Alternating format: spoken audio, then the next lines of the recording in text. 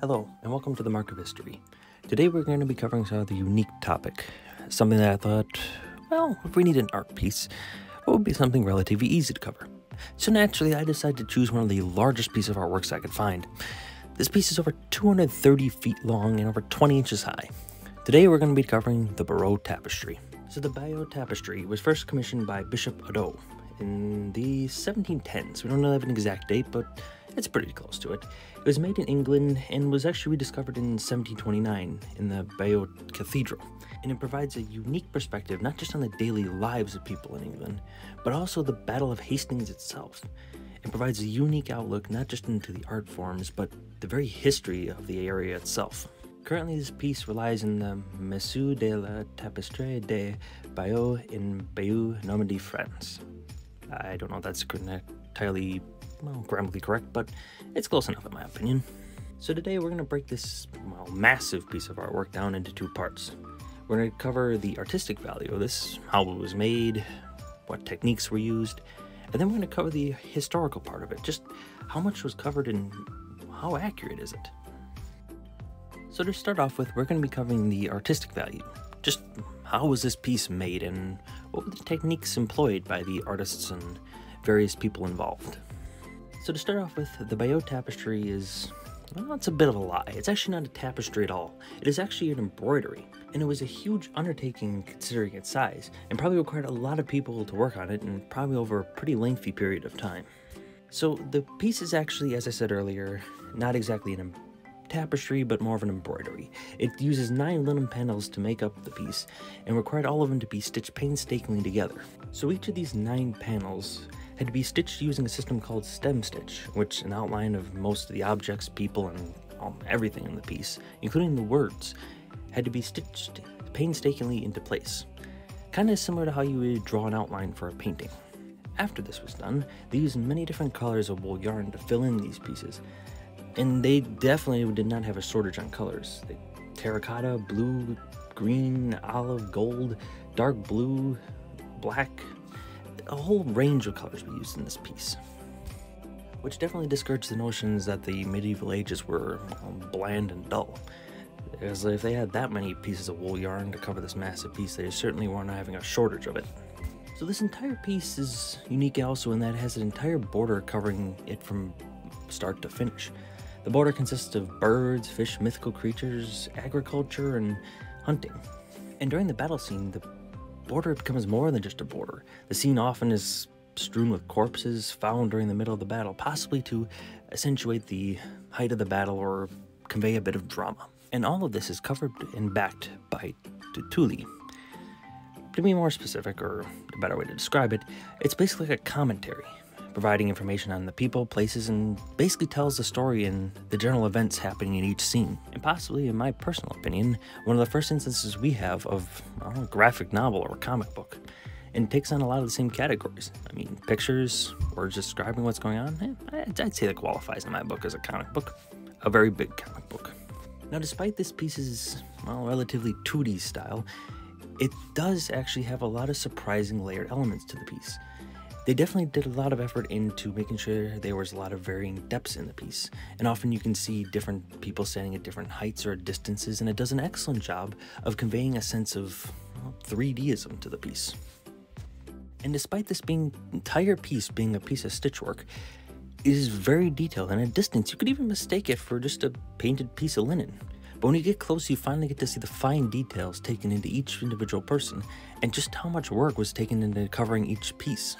So now we're going to move on to the exciting bit, the historical side of things. Just what events were depicted in this piece, and, just how accurate was this piece of art. So I could go on all day about the historical intricacies involved in the Battle of Hastings and what led up to it. But to give a general overview, we're going to be talking about, the piece itself, what's depicted in it, how accurate it is, and who are the major players in this piece, as well as, just how accurate is it. I mean, after all, it was commissioned by William the Conqueror's half-brother, after all. So is it really as accurate as people say? Considering it was taken from the point of view of the Normans, that can be drawn into question. So the important major historical part of this entire piece has to be the fact that it doesn't just depict the Battle of Hastings, but the events in daily life leading up to it, This piece provides a unique perspective into the daily lives not just of the royals or nobles, but also the peasants themselves and just what they did on a daily basis. Simple scenes like hunting, fishing, baking bread, and just even daily life is depicted throughout the piece and provides a very, very unique perspective. But to give a basic overview of the piece, and to describe it rather simply, it depicts the Norman conquest of England, with William, Duke of Normandy, later to become William the Conqueror, Harold, Earl of Wessex, and the later King of England. And it overall ends in the Battle of Hastings and the final defeat of King Harold. But while all this is well and good, how accurate is it? After all, it was made by, well, William the Conqueror's half-brother. So obviously there has to be some things being skewed a bit. So we're going to poke a few holes in this piece, and maybe actually plug a few while we're at it. See, Bishop Ado was appointed by William, took place in the Battle of Hastings. That is, well, almost 100% true. We're pretty sure that probably happened. But his grandeur in this piece, well, it might have been a bit embellished. In fact, the piece itself kind of portrays him a bit of a hero. After all, one of the two Tulis in this piece specifically just goes into detail of how here Bishop Ado, holding a club, gives strength to the boys. Yeah, well, he may have. Again, might just be a bit of embellishments on his own part. I mean, after all, he was pretty young at the time, and most estimates of his age during the battle were between about 14 to 19 years old. So that could mean he may have been a little prideful, I guess you could say. But this aside, what are some things that point to the fact how accurate it is?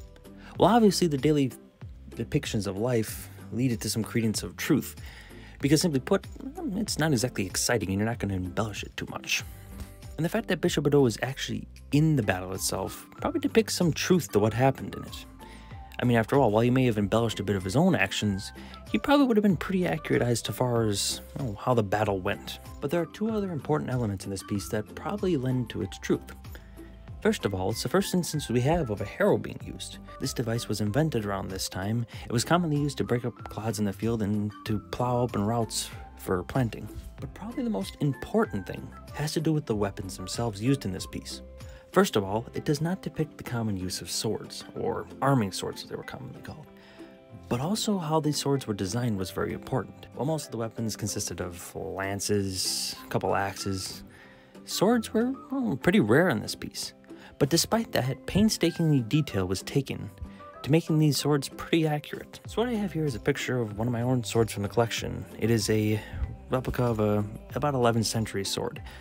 It is kind of in between the Viking swords we see with these square handles and the Knight's sword we see later on we commonly think of with the Knights Templar. You know, the round handle, kind of a longish handle for it, the fancy embellishments. But this is somewhere in between there. See, swords in the 11th century were kind of going through an in-between phase. You had a more simple crossguard on it, usually square, and a more obular, bulbous, round end piece or pommel. And this only really took place in about the 11th century, with the 10th and 12th seeing these big changes. So, just how accurate is this piece? Well, if we take a look, we'll notice that the swords, well, relatively depict that common crossguard and pommel side, a bulbous pommel and a squarish crossguard. And comparing it between my sword and the swords in the picture, despite the color differences, it's pretty accurate. But the most important thing that shows just how much detail was taken in this piece has to do with how the swords were designed. You see, there are two types of arming swords commonly used, a cavalry arming sword and a foot soldier's arming sword. What's the difference? Well, length.